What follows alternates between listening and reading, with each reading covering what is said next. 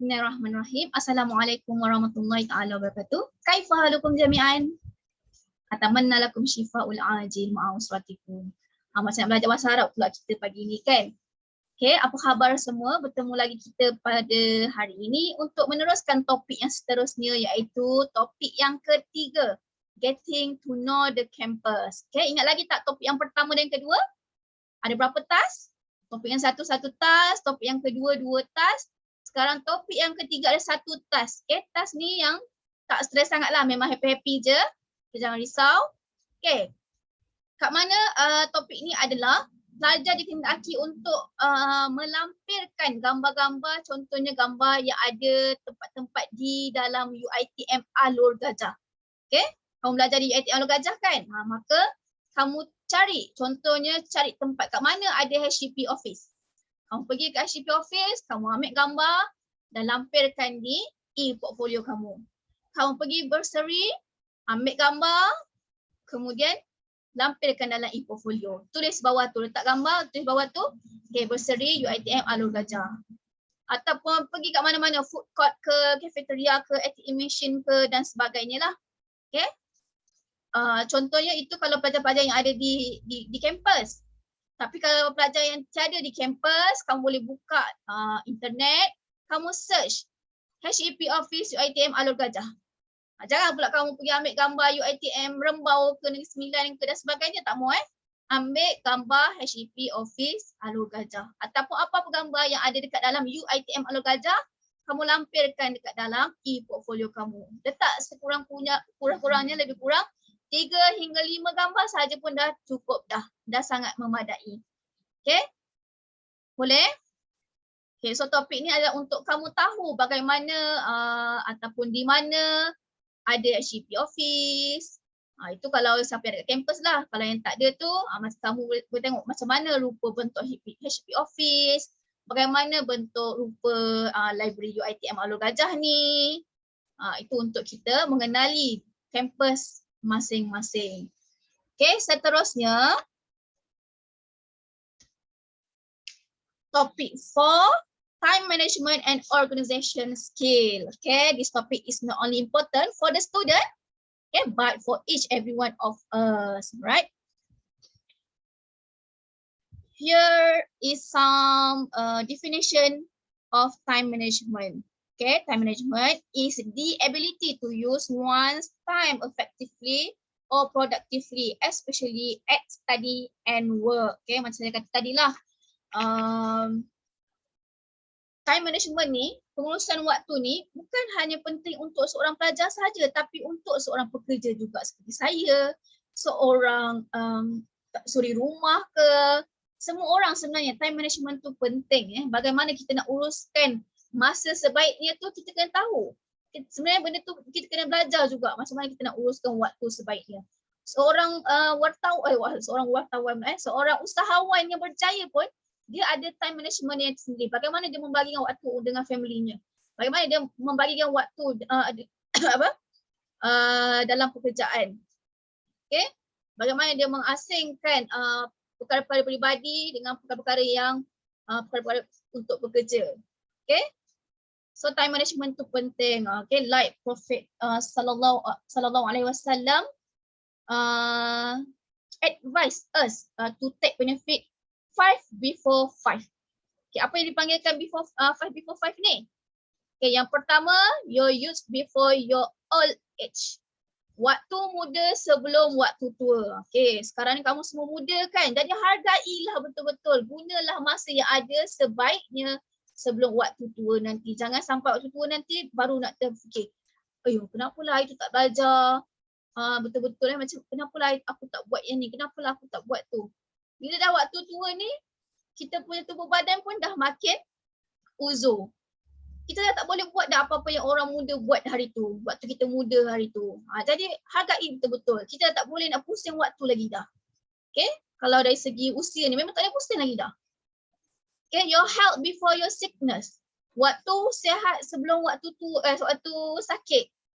Ni waktu sihat kita bantai makan macam-macam kan. Melantak macam-macam jenis makanan, minum air manis, Bila dah sakit nanti baru terfikir asal hari tu aku tak berpada-pada minum air manis contohnya. Bila contoh dah kena sakit kencing manis lah contohnya kan.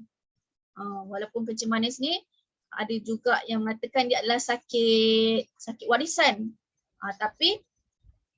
Tapi still juga disebabkan antaranya adalah tak jaga pemakanan. Jadi kita hargai betul-betul waktu kita sihat ni, kita hargai waktu yang ada betul-betul. Kita buat benda semua yang perkara yang betul yang kita perlu lakukan. Sebelum waktu dah sakit nanti baru kita rasa betapa nikmatnya hidup sihat hari tu. Boleh buat kerja dengan cepat contohnya. Ni dah sakit ni macam-macam tugas yang kita terpaksa tertangguh. Jadi jangan tunggu, sebab tu jangan kita tak boleh menanggung-nanggung kerja sebab kita tahu apa yang berlaku akan datang ni kan hari esok ni. Mungkin esok kita tak sihat. Sebab kadang-kadang sakit tu bukan kita minta kan. Okay, jadi kalau boleh janganlah menanggung-nanggung waktu. Hargai waktu yang ada tu sebaiknya. Your wealth before your poverty. Waktu kamu kaya sebelum miskin. Walaupun kita ni taklah kaya sangat kan, tapi kita senang lah. Kita senang, kita kira ada lah kan. Kalau tak, macam mana kita boleh sambung belajar? Kalau kita tak bayar yuran contohnya kan. Jadi hargai betul-betul waktu kita senang ni sebelum akan datang tu, kita susah. Okay? Sekarang ni lah kamu kena bina masa depan kamu sebaik mungkin. Bila once kamu dah masuk pembelajaran peringkat universiti ni, sebenarnya kamu dah penentu masa depan kamu. Okay, kamu dah sekarang ni ini sama ada kamu suka atau tak suka, inilah bidang yang Allah tentukan kamu ambil di universiti. Jadi cuba buat sehabis sebaik untuk kamu tamatkan peringkat diploma ni dengan sebaiknya. Seterusnya sambunglah degree. Kemudian bila sambung degree barulah senang nak dapat kerja kan. Bila dapat kerja barulah pendapatan kita lebih elok. Cuba bayangkan kamu tak habis belajar diploma, tak ada sijil, ada SPM je, minta kerja itu ini semua tak dapat. Mungkin ada pun dapat kerja tu tapi tak minat pula, tak kena dengan diri kamu, tak kena dengan fizikal kamu. Dan sekali tak dapat kerja sampailah ketua, akhirnya kamu terpaksa minta sedekah je lah contohnya. Walaupun minta sedekah ni bukanlah benda yang jahat kan. Tapi sebenarnya kamu penentu masa depan kamu. Waktu senang ni lah kamu kena lakukan sebaik mungkin sebelum waktu susah nanti. Okay? Okay, takkanlah tak ada siapa pun yang minta nak jadi miskin kan. Tapi orang yang miskin tu dia ada sebab-sebab yang tertentu. Okay? Ada sebab-sebab tertentu yang tak dapat, mungkin tidak dapat dielakkan. Jadi kalau kita boleh dielakkan sekarang, kita cuba buat sebaik mungkin. Your free time before your preoccupation. Contohnya sekarang ni waktu awal semester ni lah kamu kena cuba tengok, macam saya kata tadi, tengok kalender akademik. Week keberapa yang kita kena hantar kerja tersebut, assessment 1, 2, 3, 4. Janganlah akhir semester tu nanti baru nak hantar ke 4 assignment ke assessment ke. Sebab ujung-ujung semester tu lah waktu kita busy. Time tu lah lecturer semua pakat nak hantar pakat nak suruh submit kerja akhir-akhir semester tu. Jadi waktu free time tu lah kamu cuba hargai betul-betul. And your life before your death. Okay, ini yang paling penting. Okay, kullu nafsin za'iqatul maut. Setiap orang yang hidup pasti akan menghadapi kematian ataupun ajal. Jadi waktu hidup ni lah kamu kena, walaupun kita ni seorang anak, kita rasa ayah, mak bapak dah penentu masa depan kita, yang menentukan lah kan. Mungkin daripada sekolah rendah, sekolah menengah dia tentukan ambil bidang apa, sekolah universiti pun sama. Tapi sebenarnya kita lah yang diri sendiri yang bertanggungjawab atas diri kita sendiri. Setiap manusia yang dihidupkan Allah ni, manusia dihidupkan di bumi ini sebab apa? Tak lain tak bukan adalah untuk beribadah. Okay? Beribadah untuk perhambakan diri kepada Allah lah. Sebab kita ni kan hamba Allah. Tapi ibadah yang dimaksudkan termasuklah belajar, kerja, apa pun yang kita buat jika lillahi ta'ala, itu dipanggil ibadah. Okay? Jadi, bila kita hidup kat dunia ni adalah untuk ibadah, kita buat sehabis baik dari segi pelajaran. Kita buat sehabis baik dari segi pekerjaan kita. Dalam masa sama kita kena ingat, selain daripada kita ni seorang pelajar, seorang anak, kita juga adalah hamba Allah. Jadi kita kena cuba buat sehabis baik kehidupan kita ni demi kehidupan akhirat kita. Okay. Apa yang kita buat ni sebenarnya kita kena buat demi akhirat kita. Contohnya buat baik dapat pahala. Ataupun okay, untuk masuk syurga, akhirat nanti kan, untuk masuk syurga kena buat baik. So buat baik, jangan buat jahat. Okay. Kalau Allah kata jangan mengumpat, mengumpat tu boleh lebih teruk daripada membunuh orang kan. Janganlah mengumpat, jangan jaga tepikan orang. Suka saya nak cerita sikit lah kan, Ustazah pula. Tak apalah, sebab saya ni belajar bahasa Arab, jadi kadang-kadang saya suka mengajar bahasa Arab, jadi saya suka juga selit-selitkan sedikit lah ialah lebih kurang tazkirah lah. Tazkirah tu sendiri maksudnya peringatan, nasihat kan. Ada sebuah kisah ni masa zaman Nabi. Nabi cakap, dia tu adalah ahli syurga.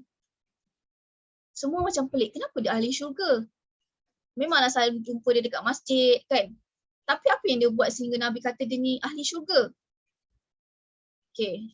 Jadi ada salah seorang daripada sahabat Nabi ketika tu, dia pun teringinlah nak duduk dekat dengan orang yang Nabi masukkan tadi. Kemudian dia duduk sehari dengan lelaki tersebut. Duduk seharian dia tengok apa yang lelaki ni buat kerja, apa yang lelaki ni buat sehingga Nabi katakan dia ni adalah ahli syurga. Bangun pagi ni tengok, yelah dia bangun qiyamul-lail. Dia pergi masjid.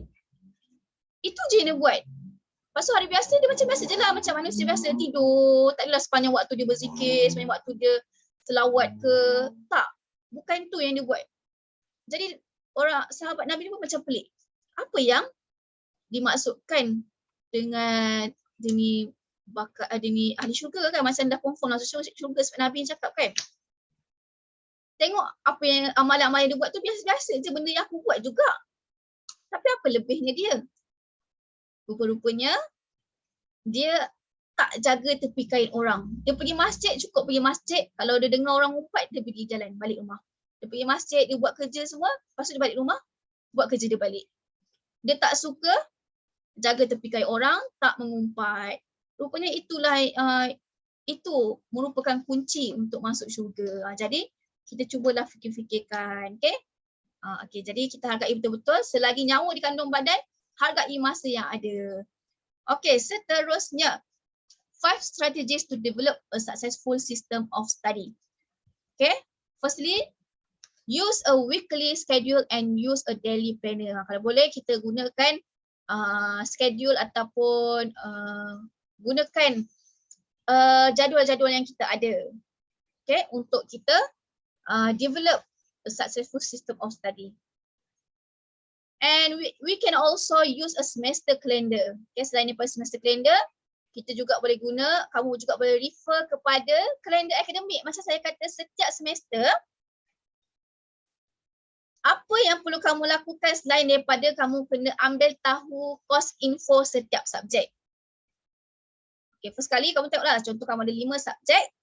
Dekat 5 subjek ni, yang kamu kena tengok adalah first kali, dia punya course info untuk 5 subjek. Kemudian kamu kena tengok kalender akademik untuk setiap 5 subjek ni.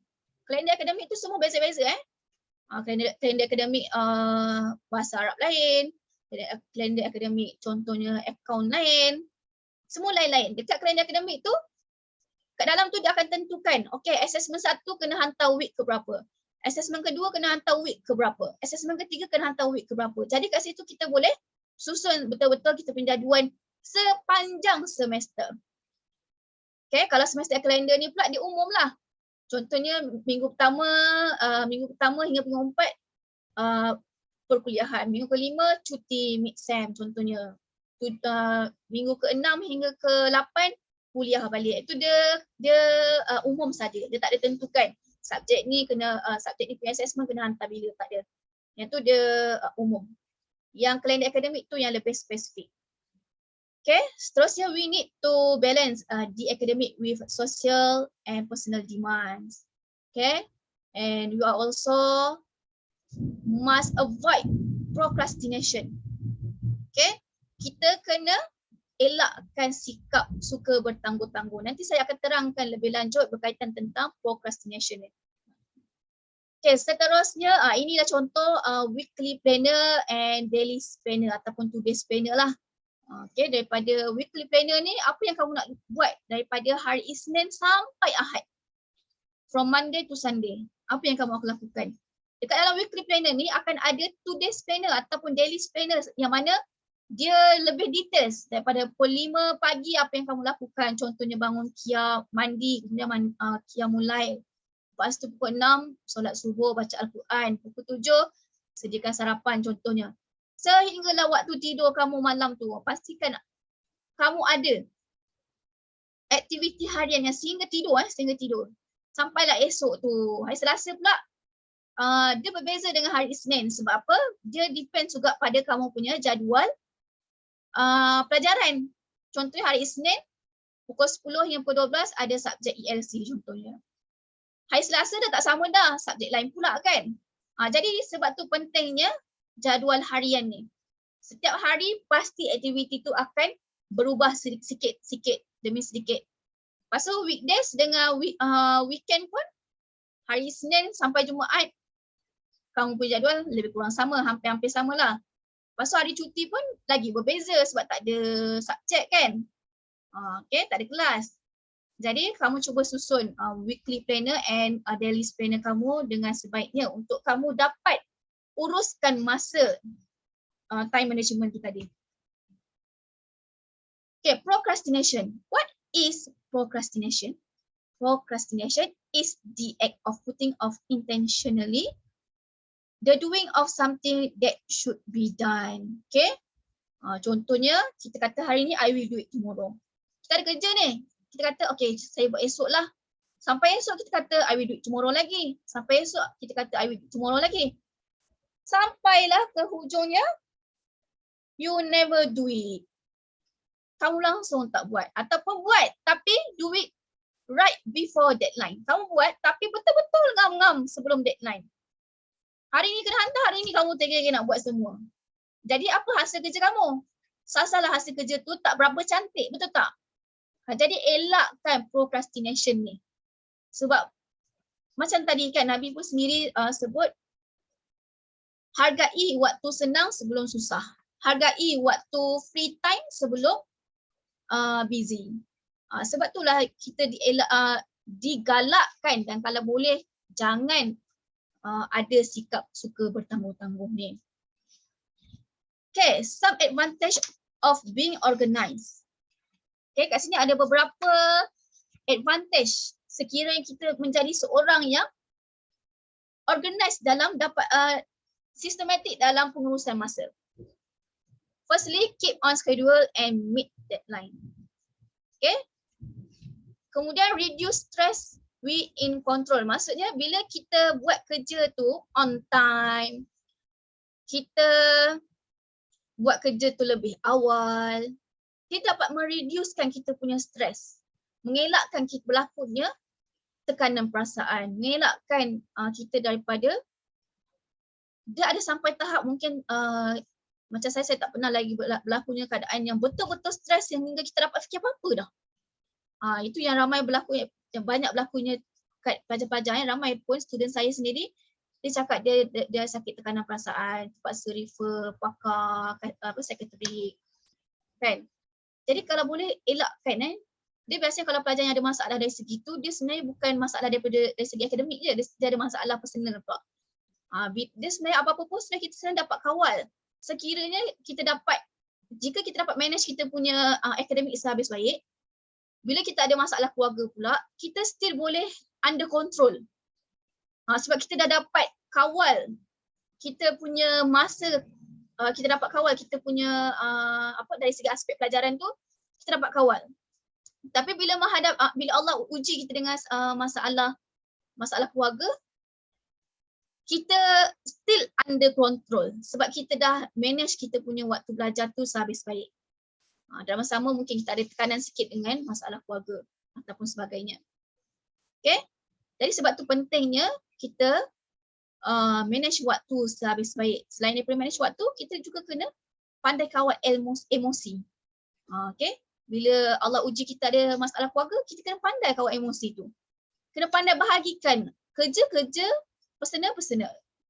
Okay, selain tu apa antara advantage-nya, kita dapat menyelesaikan complete work without stress. Sama lebih kurang tadi, dapat selesaikan kerja tanpa stres. Bila kita buat kerja awal, kita dapat hantar awal, benda tu takkan berlakunya stres lah. Selain tu, build your confidence. Contohnya confident ni, contoh kita dah buat kerja awal, dah hantar tugas awal, bila tiba kita kena present, kita dapat membina kita punya perasaan confident. Sebab apa? Sebab kerja kita lakukan tu kita betul-betul faham. Kerja yang kita buat tu betul-betul berkualiti. So kita akan dapat present dengan confident. Bayangkan kalau orang yang betul-betul hantar deadline, dia tak faham sangat pun kerja apa yang dia buat sebab dia buat sembrono je. Dia punya kualiti kerja pun tak bagus. Bila nak present dia pun tak tahu sangat. Jadi confident pun dah merundum. Jadi bila kita buat kerja on time, dapat membina kita punya perasaan confident lah. Okay, so how to overcome procrastination? Okay, apa antara perkara yang boleh cara kita nak elak daripada sikap suka bertanggung-tanggung ni? Contohnya kamu dah ada penyakit sikap suka bertanggung-tanggung ni, agak-agak macam mana kamu nak atasi? First kali kamu cuba setkan diri, kamu nak ubah diri kamu elak daripada sikap suka bertanggung-tanggung ni. Okay, jadi first kali kamu kena tahu what you should accomplish. Okay, untuk elakkan daripada sikap suka bertanggung-tanggung ni, kamu kena tahu apa yang kamu nak lengkapkan, selesaikan, apa yang kamu nak capai. Okay, mula sekali contoh, masuk je semester pertama, kamu dah kena setkan lah. Apa yang kamu nak capai dalam satu semester ni? Untuk kamu capai satu semester ni, untuk elakkan daripada suka bertanggung-tanggung ni, kamu tengok kamu punya jadual tu kan contohnya. Jadual apa? Jadual akademik tu. Apa yang kamu nak capai untuk 5 subjek ni contohnya. Okay? Determine deadline. Determine deadline ni, tentukan deadline yang ada. Contohnya subjek A kena hantar bila? Kena hantar esok ke, lusa ke, minggu depan ke, next month ke. Tentukan semua subjek tu punya deadline. Kerja-kerja kamu lah, tak kisahlah kalau bukan pelajaran pun, apa-apa kerja pun, tentukan deadline dia. Okay? Use schedule, planner and calendar. Macam tadilah, gunakan jadual-jadual yang ada, planner yang ada, kalender akademik ke, kalender semester ke, gunakan sebaiknya, masukkan dekat dalam kamu punya jadual harian tu. Prioritize. Tentukan mana satu yang lebih utama. Contohnya kerja A yang paling utama. Buat dulu kerja A tu. Contoh kerja B tu kurang penting. Walaupun penting tapi kurang penting, kemudiankan. Tapi jangan tak buat langsung. Kemudiankan tu maksudnya kita utamakan yang besar dulu. Baru kita utamakan yang kurang penting ni. Divide a big job into smaller ones. Kita cuba bahagikan kerja yang besar tu kepada kerja yang kecil-kecil. Buat sikit-sikit, hari demi hari, kemudian dia akan selesai semua kerja tu. Nanti saya akan terangkan satu istilah how to eat the elephant. An elephant lah. Okay, sorry saya kadang-kadang ni pening sikit kan. Okay.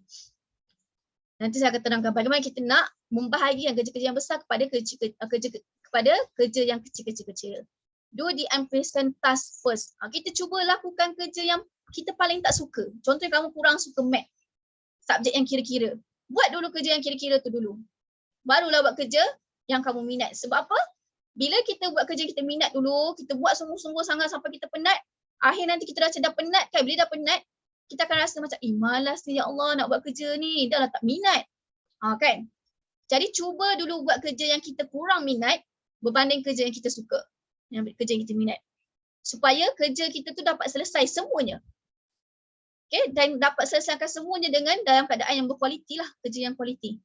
Seterusnya change you think about the task. Contoh kamu kata kerja ni susah. Kamu cuba ubah fikiran, macam tadi kamu kata susah kan. Cuba ubah fikiran, tak susah. Buat je. Susah ke tak susah, buat je. Minat ke tak minat, buat je. Tukarkan kita punya mindset tu. Daripada negatif kepada positif. Have fun with the activity. Cuba kita rasa enjoy nak buat aktiviti tu. Walaupun minat ke tak minat ke, cuba enjoy. Okay? Kita akan fikir, cuba kita fikir. Ada orang langsung tak dapat masuk universiti.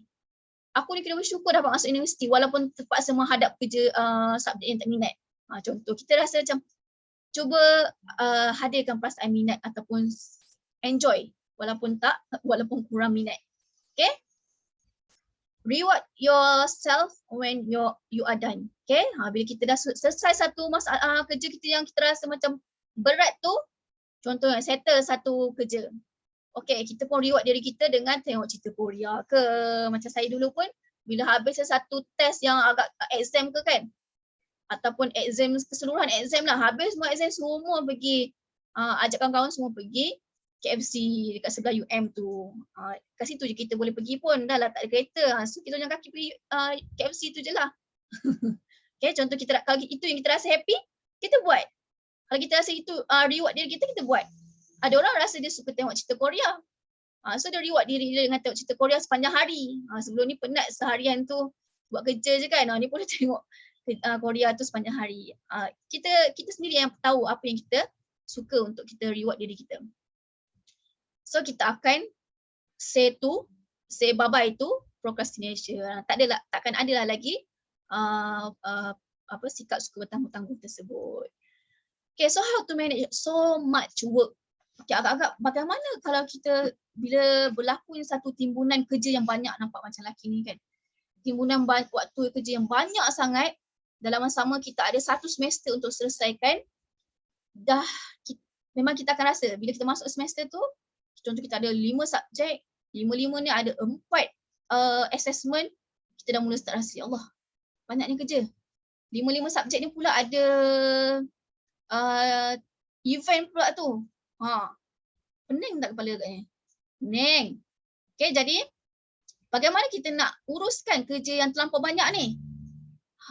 Yang inilah yang saya sebutkan tadi, istilah how do you eat an elephant.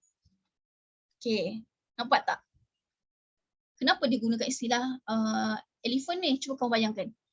Kamu diberi seekor gajah besar gedabak, kamu diberikan waktu untuk habiskan makan gajah ni.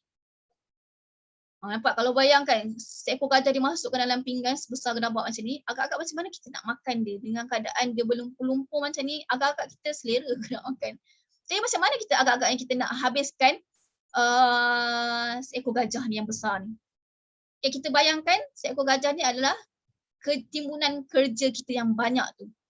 Jadi kat situ ada beberapa step yang kita boleh lakukan untuk kita selesaikan kerja yang besar. Okay, first kali, get clear on your outcome ataupun result and why. Okay, first kali kenapa kita nak selesaikan kerja tu? Sebab kerja tu kerja yang wajib contohnya kan. Semester kedua, kamu dah kena buat event. Kenapa nak buat? Apa yang kamu nak kena buat? Kena clear. Apa yang kamu akan kena buat dan kenapa kena buat? Apakah tugasan yang kamu lakukan tu? Dan okay, kalau kenapa pula tu, mungkinlah sebabkan memang event tu wajib kan? Dan apakah result yang kamu nak dapat, kena clear. Dalam event tu apa yang perlu kamu lakukan sepanjang tempoh event tu lah. Okay, kedua, make a list. Okay, people like list kan? Betul tak? Manusia ni suka list.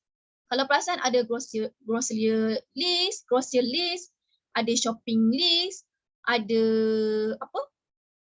wish list dan sebagainya. Jadi cuba kamu buat list. Contohnya untuk selesaikan satu event ni, first kali list yang pertama kamu kena ada apa? Apa tools yang ada contohnya? Apa yang kena beli, apa yang kena buat. Mungkin yang pertama sekali kena buat meeting, kena jumpa rakan sekumpulan. Okay, kemudian daripada list-list yang kamu senarai, contoh ada 10 list. Okay, ada 10 list. First kali kena buat meeting, secondly kena cari funder ke, ketiga kena pergi jumpa orang itu ini ke apa ke kan. Kamu listkan semua-semua benda yang kamu nak buat kat dalam event tu. Kemudian put the next 3 step on your calendar with a deadline.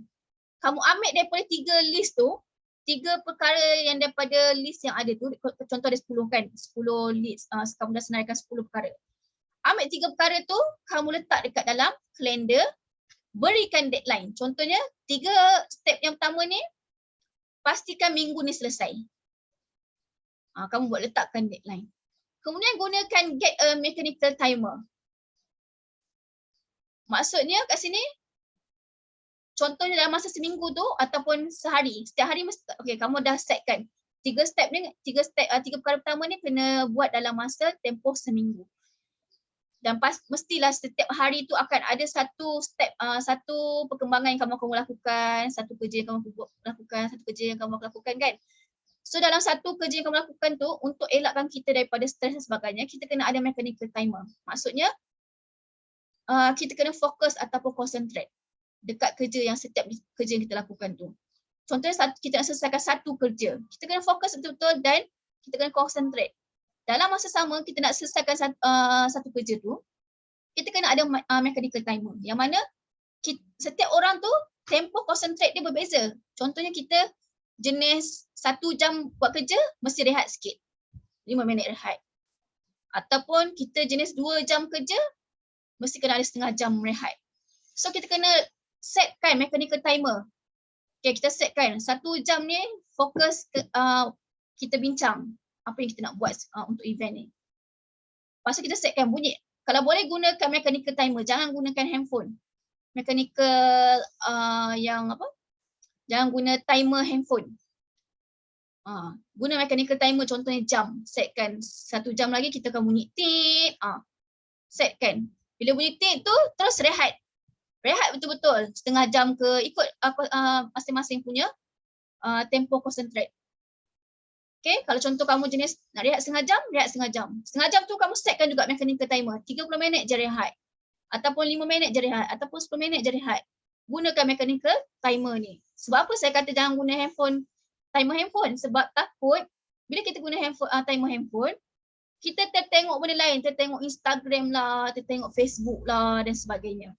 Okay, jadi kalau kita guna mechanical timer ni, dia mungkin mengelakkan kita daripada tertengok benda lain lah. Sebab tu dia suruh guna mechanical timer. Okay, step yang seterusnya, put the next step on the calendar. Okay, maksudnya daripada 10 list yang kamu dah buat tu, kamu dah letakkan tadi first kali kamu dah keluarkan 3 perkara kan. Yang mana 3 perkara tu kamu kena dah beri deadline, minggu ni settle. So selesai 3 perkara minggu ni, kamu ambil lagi 3 list seterusnya, 3 step seterusnya, masuk kat kalender, tentukan lagi dia punya deadline. Kalau boleh first tu dah, kamu dah tentu dah. 3 perkara yang pertama ni, selesaikan minggu ni. 3 pertama seterusnya, selesaikan minggu seterusnya. 3 perkara seterusnya lagi tu, buat minggu seterusnya. Tentukan semua step yang ada tu.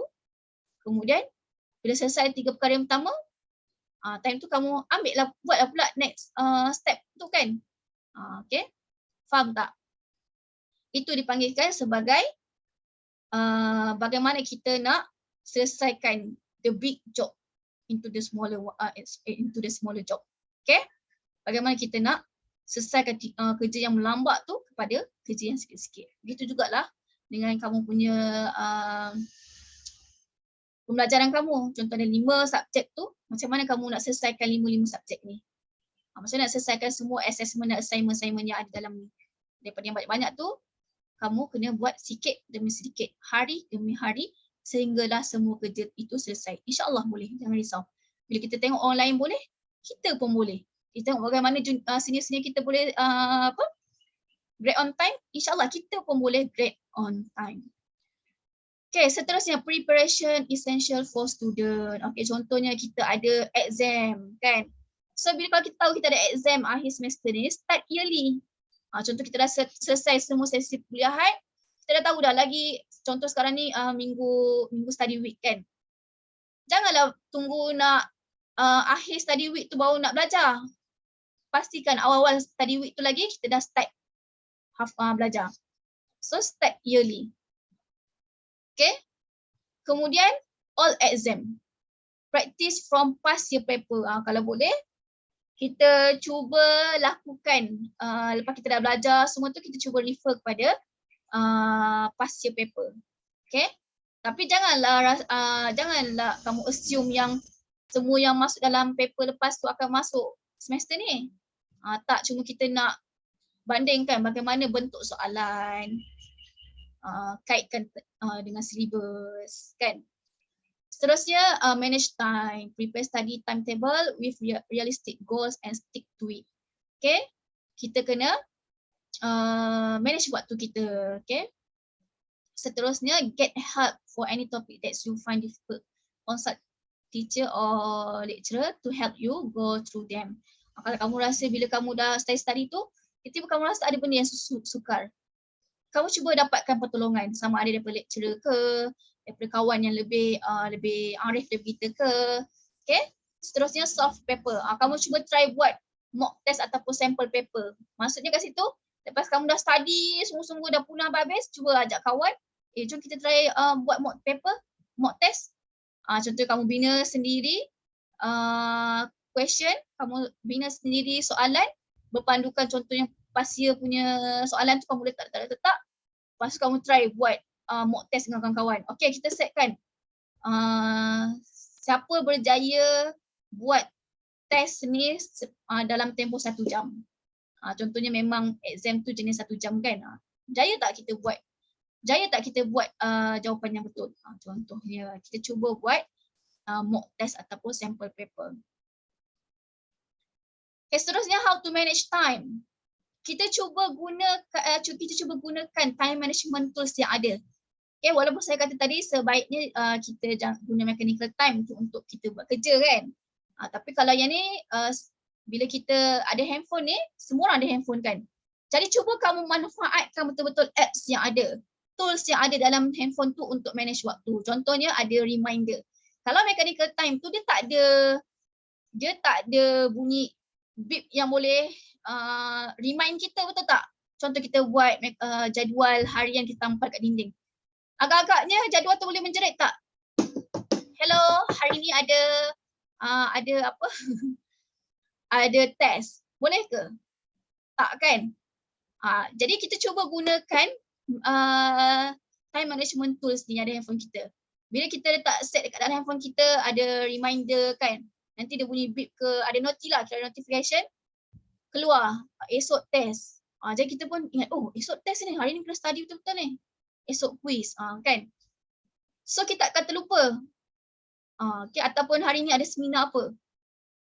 Pagi-pagi kita dah tengok dah, oh hari ni ada seminar ni. Kalau kita tak buat reminder ni, kita takut kita lupa. Tiba-tiba, bengkel tu dah terlepas. Okay, gunakan kalender, setkan